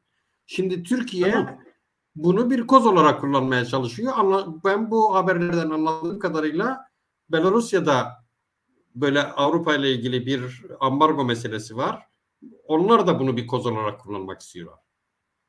Böyle anlıyorum. Tamam. Şimdi bak, böyle Avrupa'yı göçmenle seni göçmen silinde boğarım diye tehdit eden, şantaj yapan bir siyasetçiye Avrupa baş eğerse bu bir Eğiyor rol ama. model olur.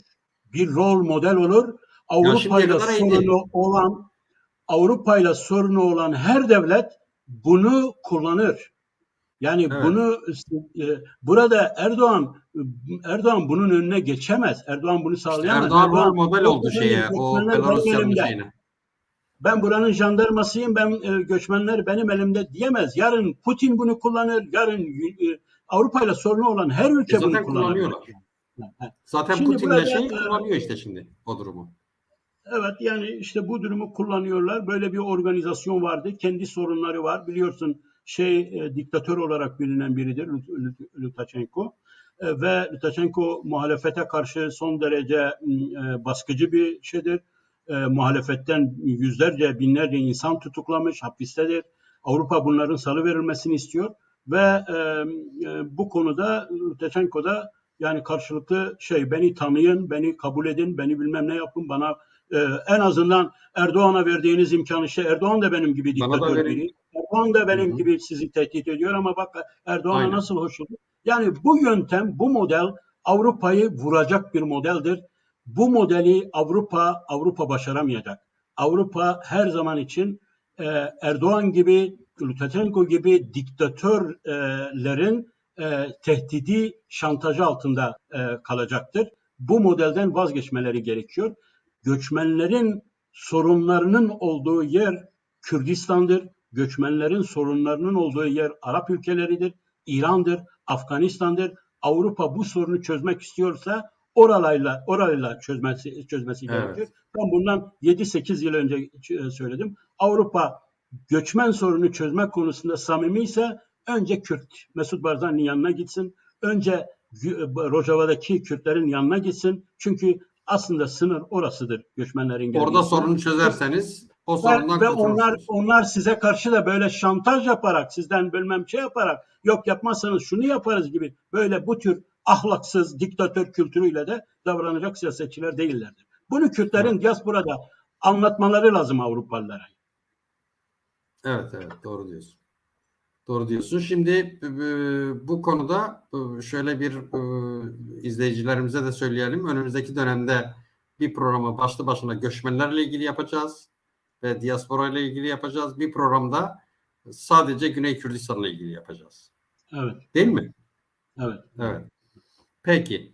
Şimdi gelelim. Bu arada izleyicilerimize söyleyelim. Soru sorabilirler. Biz istiyoruz ki mümkün olduğunca interaktif olsun. Karşılıklı sohbet ederek yapalım, yürütelim. Soru sorarlarsa sorularına cevap veririz. Seve seve, konuyla ilgili olursa tabii. Şimdi geldik Türkiye'de ekonomik kriz ve Kürtler nasıl bir tavır almalı? Bu işin uzmanı sensin Seyda. Yani Türkiye uzmanı sensin. Valla ben Türkiye'yi fazla bilmiyorum doğrusu. Sen yani bu parti... Hayır yani şimdi yani spot şeylerle söyleyeyim. Birincisi savaş ekonomisi patladı bence. Yani kimse aslında bu konuyu tartışan hiç kimse aynen oraya bu gelinen noktanın savaş ekonomisinin patlaması olduğunu hiç kimse tartışmıyor. Yani ne CHP'si, ne İYİ Partisi, ne mevcut partileri kimse demiyor ya kardeşim. Sen son 20 yıldır ciddi bir savaş ekonomisi ile götürdün. Silaha, mermiye, füzeye, uçağa, bombaya, mayına, bilmem neye bir ton para akıttın ve bunlar, yani her şeyi sattın, sıvadın, sattığın her şeyin parasıyla bu savaş ekonomisini finanse ettin ve geldi patladı. Onun için bunun tek yolu senin Kürtlerle barışmandır. Ekonomik olarak gelişmek istiyorsan, kendini geliştirmek istiyorsan, yeni bir refah devleti yaratmak istiyorsan savaş ekonomisine son vermen lazım ve Kürtlerle uzlaşman lazım, ama böyle bir mekanizma yok. Bunu tartışan yok. Dolayısıyla bu ne oluyor? Sonuçta geliyor işte insanlar, yani sol hareket de mesela bunu tartışmıyor. Ben bakıyorum kimse şeyi tartışmıyor yani. Ya kardeşim, siz silaha para ayırdınız, savaşa para ayırdınız. Gittiniz Libya'da savaşıyorsunuz. Her gün uçak kaldırıyorsunuz, Kürdistan'ı bombalıyorsunuz. Rojava'yı bombalıyorsunuz. Azerbaycan'da savaşa katıldınız. Bir savaş devleti oldunuz siz yani. Ve sizin ekonomik gücünüz bunu kaldırmazdı yani. Bunu götüremezdi. Kimse bu bakımdan tartışmıyor. Ne dersin? Sedat, sürekli olarak sen de dinliyorsun. Şunu söylüyorum, yani Türkiye'deki şizofrenik kültürden bahsediyorum. Şimdi Türk insanı bir yandan Erdoğan'ın ve Türkiye'nin o büyüme, büyük Türkiye, büyük devlet olma, işte Yeni bir emperyal güç işgali, olma. işte bir yandan bundan doping alıyor, bundan şey alıyor, buna onay veriyor, bununla besleniyor. Diğer yandan da aç kalmak istemiyor. Yani diyor ki ben aç kalmayayım. Yani ben işsiz kalmayayım. Ben ekonomik olarak durumum iyi olsun. Yok böyle bir şey. Yani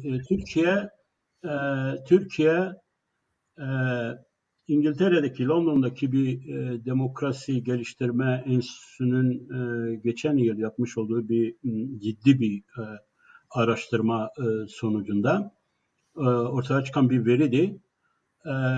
Son 30 yıl içinde Kürtlerle savaşmaya, PKK ile savaşmaya diyelim, 3 trilyon 580 milyon dolar para harcamış. Bu Türkiye'nin bu zaman içindeki %15, %20'lik şeyidir. Yani ekonomik cari şeyidir, değerlidir. Şimdi bunu kimse sorgulamıyor. Bu tabii işin ben hani bu harcamanın nasıl, nelerden, hangi kalemçelerden hesaplandığına baktım. Aslında bunun yanına bir o kadar da Türkiye Devleti'nin Kürtlerle savaş ve Kürtlerin ilerlememesi için, yükselmemesi için, kendi siyasetlerini gerçekleştirememeleri için, oyun bozması için, Kürtler aleyhinde oyun bozması için bir o kadar da Amerika ve Rusya'ya haraç vermiştir. Son bir şey söyleyeyim. Bunu bana çok ciddi bir gazeteci, Rus bir gazeteci bana özel söylemiştir. Son Putin ve Erdoğan görüşmesinde bunun açık şeylerini söylemiyorlar. Türkiye Rusya'ya 7 milyar euro borçlanmıştır. Türkiye yeni S-400'leri almayı haracını vermiştir Rusya'ya. Haracını vermiştir Rusya. Türkiye şimdi F-16'ları almak, aslında F-16'lar hiç artık şeyi olmayan bir uçak. F-16'ları almak sanki onun savaş ekonomisi için çok işlevsel, vazgeçilmez uçaklar olduğu gibi yansıtılıyor. Aslında bir Kürtlerin önünü almak için Amerika'ya haraç verme olayıdır, evet. Bu olay. Haraç veriyor. Bu haraçların neden ve nasıl verildiğini Türk insanı sormuyor. Yok ben efendim neden aç kalıyorum? Neden işsiz kalıyorum? Neden param böyle oluyor? Yani sadece Türk ordusunun ya da Türk ordusuna imal edilen son o kadar övülülen İHA'ların, diğer askeri malzemelerin esas şeylerini, yani ham maddelerini, parçalarını Avrupa'dan, Amerika'dan ya da başka ülkelerden, İsrail'den almak için ödenen doların, euronun haddi hesabı yoktur. Evet. Haddi hesabı yoktur. Yani onlar sanki bu İHA'ları işte Türkiye üretiyor gibi bir şey. Türkiye montajcı bir ülke, montaj ediyor. Ve buradan çok büyük bir para kazanacaklarını düşünüyorlardı. Türk insanına bunun propagandasını yaptılar. İşte İHA'lar bakın Libya'da, Azerbaycan'da neler yaptı. Rusya'nın izni dahilinde satılan askeri malzeme araçlardır. Türkiye aynı İHA uçaklarını Ukrayna'ya satmaya kalkıştığı zaman Rusya bunu kabul etmediği zaman yok ben satacağım dediği zaman oraya satılmak için gönderilen bütün uçakları, o İHA'ları bir çiple Kamaz denilen bir şeyle bunun bir bilgisi var bende, verileri var. Bir çiple bütün uçakları düşürdü. Şu anda o uçaklar işlemez demir gibidir. Yani hiçbir ehemmiyeti kalmamıştır. Ruslar onu anında düşürme şeyini bulmuşlardır. Anti İHA Kamaz deniliyor. Çiplerini bulmuşlardır. Yani bu anlamda bu piyasa böyle burada işte ben bir şey üretiyorum. Bu işte yıllar sonra bu benim piyasam, dünyaya açılma piyasam olur. Dünya askeri teknolojisi artık öyle değil. Askeri teknoloji bir yıllık bir kullanımı var. En fazla bir yıllık kullanımı var. Bir yıl sonra onun anti şeyini bulurlar ve onu düşüreceği, onu şey edeceği bulurlar. Yarın bizim Kürtler bile bunu yapabilir. Yani Peki şimdi bizim asıl konuşmamız gereken aslında burada. Şimdi bunu neden söylüyorum? Bu Peki. ekonomik sıkıntı meselesinde, bu protestolara giden, bu şeylere gidenler, savaşın durdurulması, Türk ekonomisini yıkan, çöküntüye uğratan Erdoğan'ın saltanat sefası, saray saltanatı değildir. Oraya harcanan bilmem paralar, bu tür şeylerle halkı manipüle ediyorlar. Yok efendim Erdoğan'ın oğlu ya da bir şeyin oğlu şöyle böyle bu kadar para bilmem ne. Bunlar hepsi elbette ki bu tür israflar var. Ama Türk ekonomisini yıkan israf değildir. Türk ekonomisini yıkan rüşvet ve şey de değildir. Korupsiyon ne diyorsunuz buna? Korupsiyon da değildir. Yani gendeli de değildir. Evet yani o da değildir. Türk ekonomisini yıkan Kürtlere karşı savaştır. Kürtleri önlemek için ben her şeye hazırım Sağa sola verilen rüşvettir. Haraç ödemedir, masraf yapmaktır. Evet. Budur. Türk insanı, Türk kamuoyu cesareti varsa, eğer gerçekten ekonomiyi çözmek istiyorsa, bu sorunu çözmek istiyorsa, muhalefetin gerçekten bu sorunu çözmek istiyorsa, samimiyeti varsa bunu tartışmaya açmalıdır. Bu konuyu tartışmaya açmalıdır. Peki şimdi aslında tabii bizim esas olarak konuşmamız gereken şu olmalı.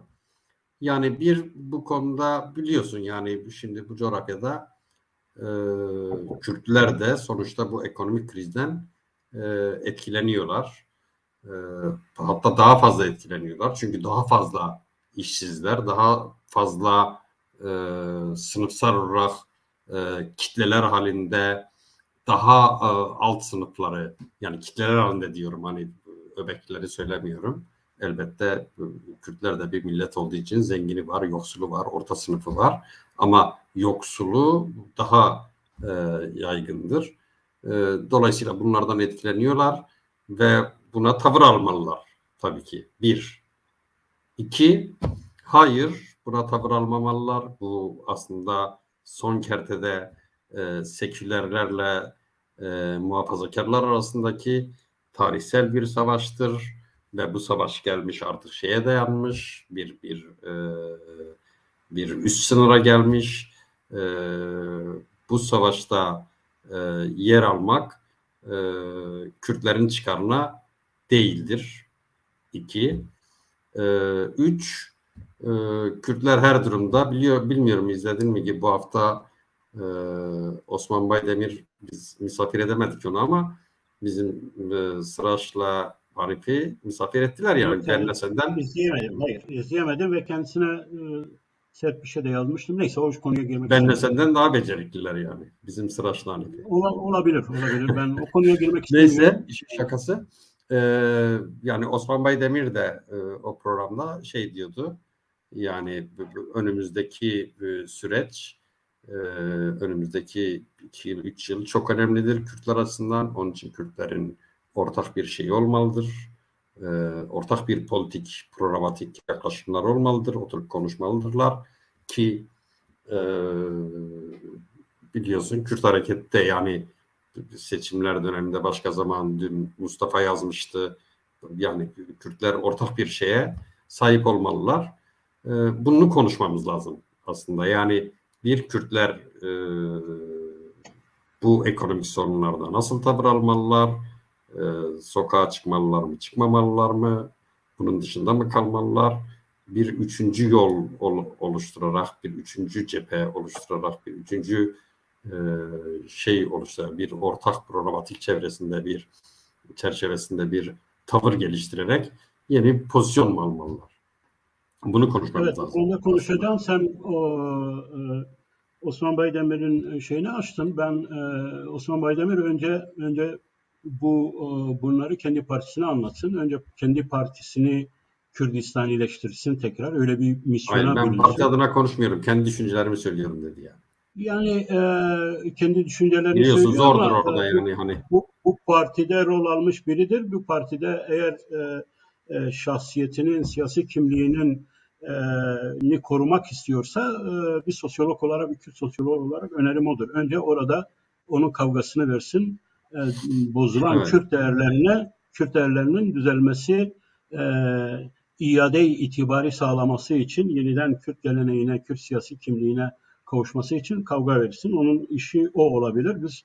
O şekilde biz onu şey yapabiliriz. Ama şey meselesine gelince yani Kürtler bu çağrılara destek vermeli mi, vermemeli mi?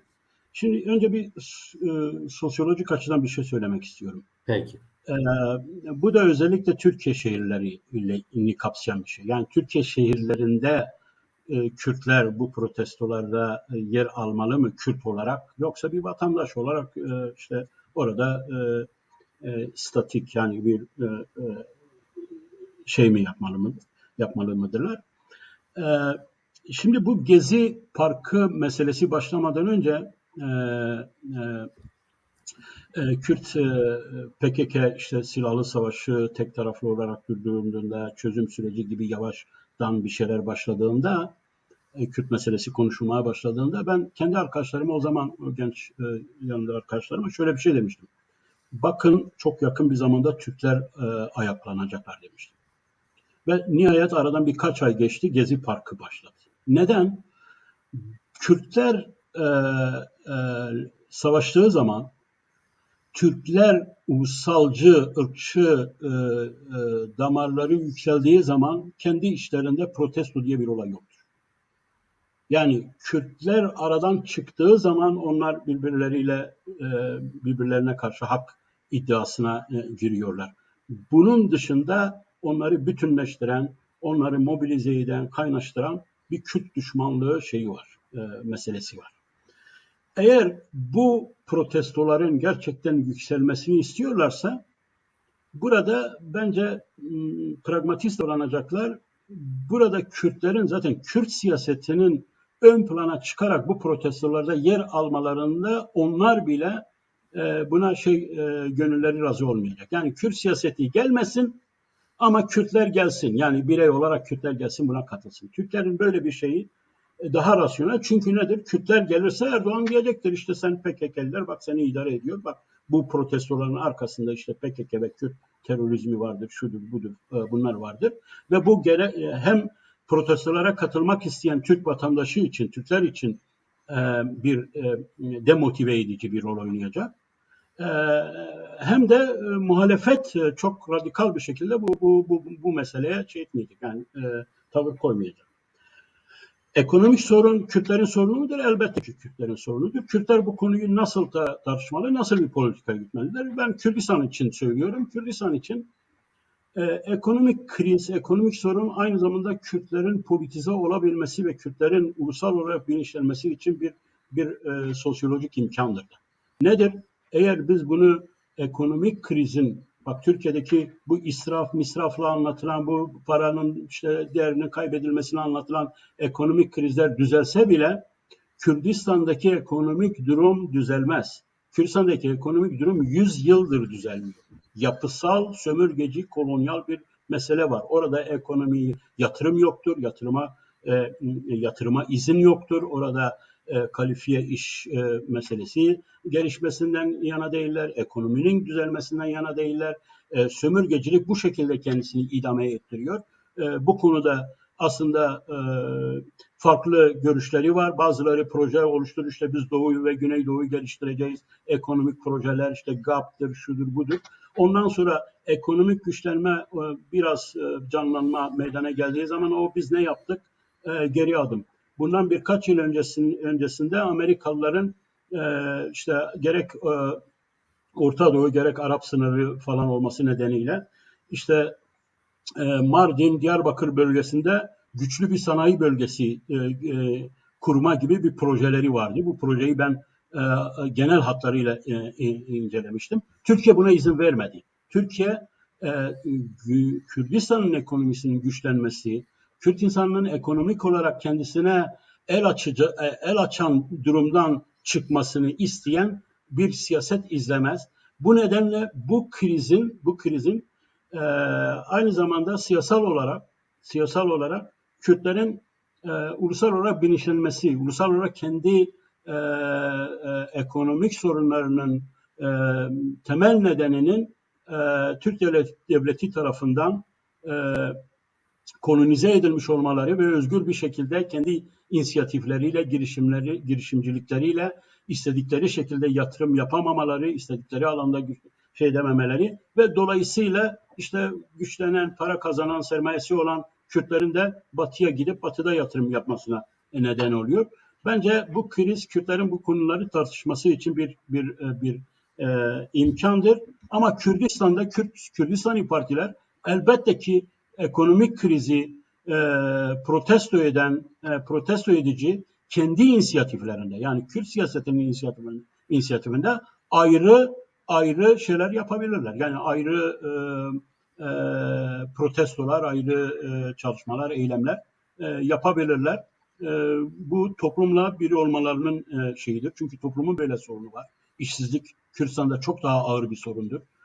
Ekonomik sorunlar eğer Türkiye'de, İstanbul'da 1 ise Kürdistan'da 5'tir. Daha da katmerlidir, daha da ağırdır. Dolayısıyla bu sorun Kürtlerin sorunudur ama Kürtler Türkiye lirasının değerinin yükselmesiyle ekonomilerinin çözülmesini, ekonomik sorunların çözülmesini beklemesinler. Evet, peki. Şey yapalım, soru varsa soru alalım ve soru yoksa bitirelim. Rejiye bir soralım, soru var mı diye bakalım. Ben bu akşam pek izleyemedim. Arkadaşlar çok yorum geçti. aslında soru çok yorum sormak aktı. isterken yorum yapıyorlar. Evet. O nedenle de Kürt bilgi ulusal devleti getirmiyor istemeyen yorumları. kesimler nasıl, hangi amaç için birlik olacak? Ortak vatan için mi? Evet, tabii ki. Doğru söylüyor. Doğru bir soru. Doğru bir Hayır soru. ama Kürtlerin şöyle bir şey olabilir, yani ben devlet istemiyordur ama Kürtlerin onlarla anlaşabilecek, mesela diyelim ki Kürtçenin eğitim dili olması, Kürdistan'ın coğrafya olarak tanınması, şehirlerin, köylerin adlarının yeniden verilmesi gibi ortak yapılacak. Çünkü orada, yani bence orada bir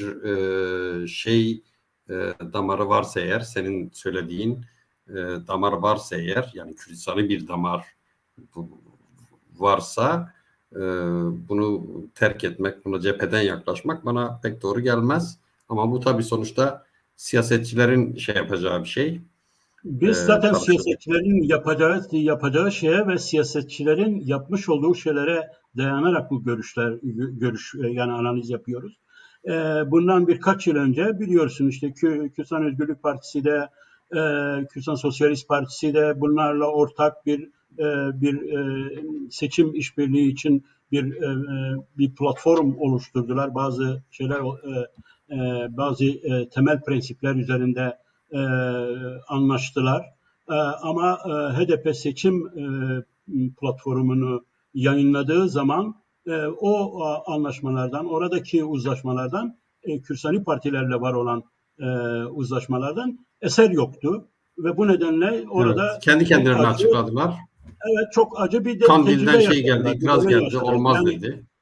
evet, yani aynı şeyi Evet. tekrar yaşamak istiyorsa Kürdistani partiler buyursunlar HDP ile Osman Baydemir'le en iyileri onlarla otursunlar, anlaşsınlar. Ama bence Kürdistani partilerin HDP ile yeniden bir araya gelebilip bu temel Kürdistani prensipler üzerinde anlaşabileceklerine işaret veren, signal veren durum yoktur hala Peki. HDP'de. Tersine HDP bundan 4-5 yıl öncesinin de gerisine bu konuda düşmüş bir harekettir.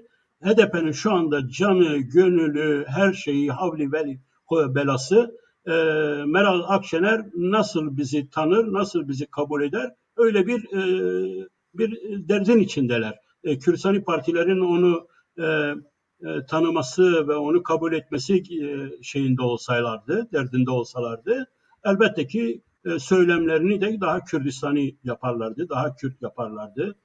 Ama görünen o ki daha geriye gidiyorlar. Bunu açık söylemek lazım. Burada Evet. ben siyaset yapma gibi bir şeyim yok. Yani bunu Ama konuşmak. şöyle bir şey de var.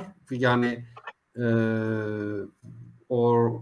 orada yani ne kadar güçlüdür, ne kadar şeydir bilmem ama Kürdistan'ı bir damar var ve bu zaman zaman bir şekilde ortaya çıkıyor. Yani bence Osman Baydemir'in mesela bu haftaki konuşması tamamen öyleydi.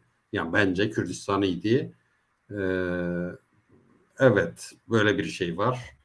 Kek Fahri yazmış. Osman Baydemir'e haksızlık etmemeli. O bir arayış içinde olan önemli bir arkadaştır. Mirza Ya arkadaş yanlış. haksızlık, haklılık gibi Heh. değerlendirmeyin bu konuları. Yanlış şey. Ben tespit yapıyorum. Yani burada Osman Baydemir'in ne sözcüsü olurum ne de onu karşıya alıp şey yaparım. Bir değerlendirme yapıyorum. Ben Evet, HDP'li olsam ya da HDP'lideki o bahsettiğin o Kürdistani damara sahip olanların yapacağı bir şey var. Şimdi kendilerini ortaya çıkarmak zamanıdır. Kendi partileriyle, kendi siyasal yöneticileriyle HDP'yi işgal etmiş Türk kolonyal mantığıyla hesaplaşmak zorundadırlar. Bunu söylüyorum. evet, Haksızlık kim üzerine alıyorsa alsın. Bu beni fazla şey yapmaz. evet. Peki. Yani öyleydi. Diyelim ki kamuoyu önünde, açık televizyonda yani ya ekranda HDP'nin mevcut temsil ettiği çizginin dışında çok şeyler söyledi. İran'la ilgili mesela. İran'la Türkiye'nin ortak stratejileri var. Kürt meselesini bastırmak üzerine. Biliyorsun şeyler İran'la savaşanlara İran'la savaşmayın diye şey yapıyorlardı, ateş ediyorlardı değil mi Kandil'dekiler? Farklı. Böyle bir damar var mı? Bu ne kadar güçlü ama bu önemli gördüm ben bunu. Başka soru var mı rejiden arkadaşlar? Başka soru?